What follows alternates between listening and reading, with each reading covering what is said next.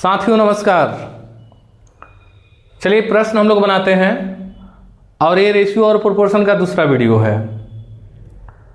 ध्यान रखिएगा, ये प्रश्न जो है एसएससी टीए 2011 का पूछा हुआ है और हम प्रीवियस पेपर के प्रश्नों को बहुत तवज्जो देते हैं क्योंकि प्रीवियस पेपर में पूछे गए प्रश्न कहीं ना कहीं दोहराए भी जाते हैं या उसी ट्रेंड पर पूछे भी जाते हैं। तो चलिए आइए बनाते हैं। हम लिखा हुआ है कि a/2 बराबर b/3 बराबर c/5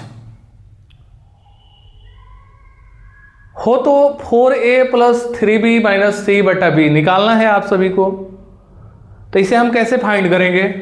तो सबसे तो पहले a और b और c का मान निकालेंगे। तो देखिए क्या है कि ज़्यादा आप लोगों को मेहनत नहीं करना है। a/b/c बराबर 2/3/5 ही होगा। समझ गए? जब भी इस तरीके से दिया रहेगा, इस स्टाइल में दिया रहेगा, तो इसका अनुपात भी वही होता है। अब आपके दिमाग में उलझन चल रही होगी कि भाई कैसे होगा, हम तो ऐसे ही लिख दिए। तो इसे साबित करके आइए दिखा भी देते हैं। जैसे देखिए लिखा है a/2 बराबर b/3 बराबर c/5। अब इसको बनाने के लिए हम लोग क्रॉस मल्टीप्लाई कर लेंगे। जैसे देख लीजिए, इसको ऐसे भी लिखा जा सकता है a/2 बराबर b/3, ठीक। कॉमा ऐसे लिखा जा सकता है b/3 बराबर c/5। हो गया ना? देखिए क्या है, अब इसको हम लोग क्या करेंगे, a और b अनुपात में लिखेंगे। तो a और b अनुपात में लिखेंगे तो ये 2 आ जाएगा यहाँ और b आ जाएगा यहाँ, तो काम हो जाएगा। तो ध्यान रखिएगा a/b बराबर 2/3। इसी का मतलब हुआ a/b बराबर 2/3। आप लोग इसे समझ रहे हैं? इसको भी वैसे ही करेंगे। b/c बराबर 3/5 हो जाएगा ना, यानी b/c बराबर 3/5। अब a/b या b/c ज्ञात हो जाएगा तो a/b/c आप लोग ज्ञात कर लीजिएगा। आइए देख लेते हैं। तो हम लोग कैसे करेंगे? वैसे ही स्टाइल में a/b बराबर 2/3 और b/c बराबर 3/5 है ना। अब आप लोग देखिएगा कि a/b/c निकालेंगे तो 3 दूनी के 6, 3 के 9, 5 तियाँ 15। अब किसी खास अंक से कटेगा क्या ये? तो मालूम चलेगा कि 3 से कट जाएगा।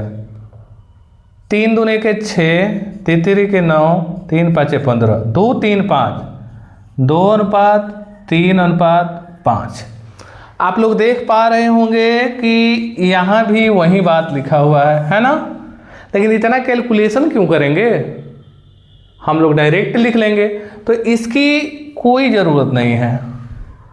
समझ गए आप जब भी देखेंगे इस फॉर्मेट में क्वेश्चन को तो आप समझेंगे कि a/b/c लिखना हो तो a/b/c लिखेंगे, 2/3/5 लिख देंगे, काम हो गया आपका। अब आइए प्रश्न पर। 4a + 3b - c/b। अब वैल्यू रख लेना है। a का वैल्यू कितना है? 2, 4 × 2 + 3। b का वैल्यू कितना है जी? 3 से गुना करेंगे माइनस। और c का वैल्यू कितना है? 5 है। अब b का वैल्यू क्या है भाई? तो 3 है, 3 रख दिए। अब ऊपर वाला अपना रूल रेगुलेशन के हिसाब से अपना कर लेना है, बोर्ड मास हो गया है। तो 4 दूना का 8 प्लस 3 का 9 -5 और बटा 3। इसे जोड़ घटा लेना है, ये दोनों जुड़ जाएगा तो 8 और 9 17 हो जाएगा और -5/3 और 17 में से 5 गया कितना 12/3 3 चौके 12 यानी आपका आंसर कितना हो गया 4 हो गया। समझ गए होंगे। तो जब भी ऐसे प्रश्न मिले आप क्या करेंगे डायरेक्ट लिखेंगे अब बना देंगे। चलिए अब अगले प्रश्न देखेंगे।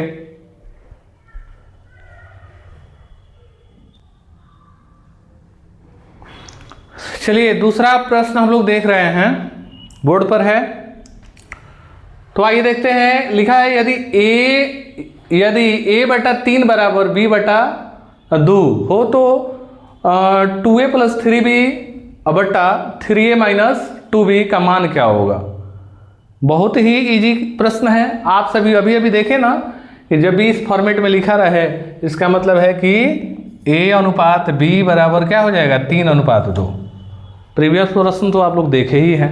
नहीं तो ऐसे भी लिखेंगे तो वही बात होगा ना a/3 बराबर b/2। इसको यहाँ लाएंगे और 3 को यहाँ रखेंगे तो a/b 3/2 और 3/2 का मतलब क्या हुआ a/b बराबर 3/2 वही हुआ। लेकिन इतना कहानी हमको लिखने के कोई मतलब नहीं है। जब घी सीधे उंगली से निकल जाए तो फिर हम टेढ़ी करने की क्यों तकलीफ उठाएं। आप लोग समझ रहे हैं। चलिए ठीक है। चलिए अब ठीक है हम लोग क्वेश्चन को बनाते हैं। अब 2a + 3b अब तो मान वैल्यू रख लेना है। 2a a का वैल्यू कितना है भाई तो 3 रख लिए। अब प्लस 3 लिखना है और b का वैल्यू कितना है 2 गुने 2 कीजिए अब बट्टा 3a है ना जी तो 3 और फिर a का वैल्यू कितना है तो 3 है और यहाँ माइनस है। उसके बाद 2b का वैल्यू कितना है 2 है। हो गया ना। अब कैलकुलेट कर लेना है बोर्डमस के रूल को फॉलो करते हुए। पहले गुना वाला कर लेंगे यहाँ तो 3 दूनी के 6 और प्लस 3 दूनी 6 और 3 तिया के 9 माइनस 2 दूनी के 4 6 6 12 9 में से 4 गया 5 तो 12/5 कहीं ऑप्शन में है तो देखिए यही है। तो ये आपका आंसर हो गया। मुझे उम्मीद है कि आप लोग समझ गए होंगे। समझ में बातें आए तो कमेंट बॉक्स में भी चर्चा करते रहिए, हमें भी अच्छा लगेगा। चलिए फिर अब हम लोग अगले क्वेश्चन की ओर बढ़ेंगे।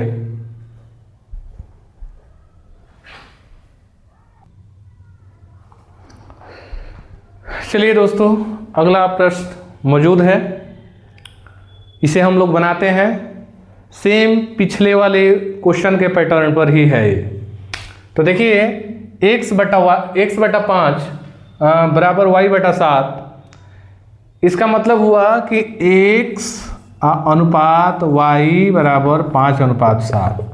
समझ गए आप लोग। इसमें विशेष नहीं समझाना है क्योंकि प्रीवियस प्रश्न के ही आधार पर है। अब इसको हमको सॉल्व कर लेना है। x - 10 तो x का वैल्यू कितना है 5 तो 5 - 10 करेंगे। ठीक यहाँ अनुपात।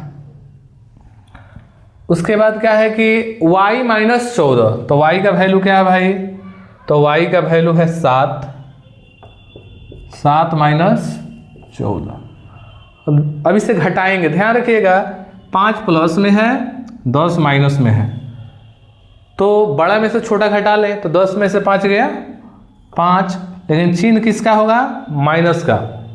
ठीक यहाँ भी देख लीजिए यहाँ प्लस में 7 है माइनस में 14 है तो 14 में से 7 हम घटाएंगे ना तो 7 हो जाएगा तो भाई माइनस में होगा क्योंकि -14 में है। ठीक है मतलब ऐसा कहिएगा कि धन कम है ऋण ज़्यादा है इसलिए जो अंतर आएगा वो ऋण ही होगा। अब देखिए दोनों जगह माइनस दिया हुआ था माइनस से माइनस कैंसिल तो 5/7 तो 5/7 कहाँ है ये तो ये रहा आपका आंसर।